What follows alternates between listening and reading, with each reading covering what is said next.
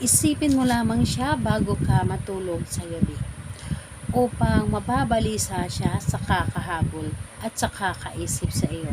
Hello mga guys, kumusta kayo? Panibagong araw, panibagong video na naman tayo. And sa araw na ito ay isa na namang video ang aking tuturo sa inyo ng simpleng gabay o simpleng pamamaraan na makakatulong sa atin. At bago ang lahat, gusto ko lang mag-disclaimer sa mga taong hindi naniniwala at hindi gusto ang mga kagaya nitong video. Please skip this video and maghanap kayo ng videos na gustong gusto nyo, dahil ang video na ito ay para lamang ito sa mga taong naniniwala and gusto mag-try.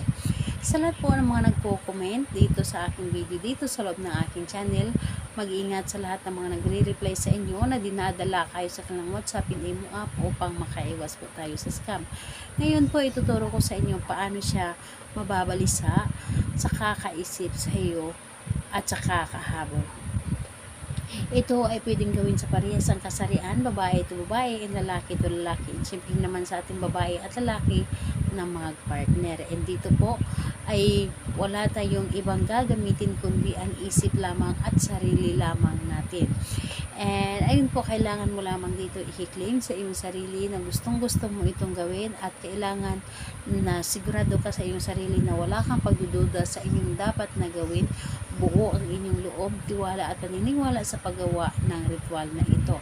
And ayun po, kailangan na hindi ka nagdududa dito. And kapag ready ka na, pwede mo na itong simulan.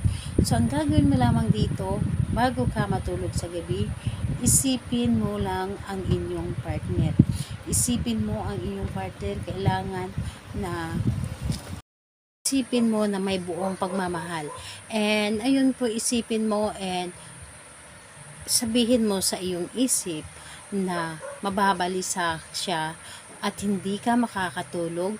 Ako lamang ang iyong iisipin, magdamag, at hindi ka mapakali hanggang ikaw ay, or hindi ka mapakali sa kakaisip sa akin. So yun ang inyong gagawin. And ayun po, dapat buo ang inyong isip and hindi ka dapat nagdududa sa inyong mga ginagawa.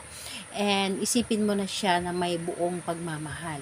And ayun po, wala ka nang iba pang gagawin. And pagkatapos mong sambitin yung ang nais mo, matulog ka na ng mahimbing. And asahan ninyo, ang taong ginawa ninyo ay hindi makakatulog at laging nababalisa. Kahit anong gagawin niya ay hindi siya makakatulog, dahil walang ibang laman ang kanyang isipan kundi ikaw lamang. And ayun po, yun lamang ang inyong gagawin. And gawin ito sa kahit anong araw at oras. Salamat po sa inyo. Bye bye everyone. God bless us all.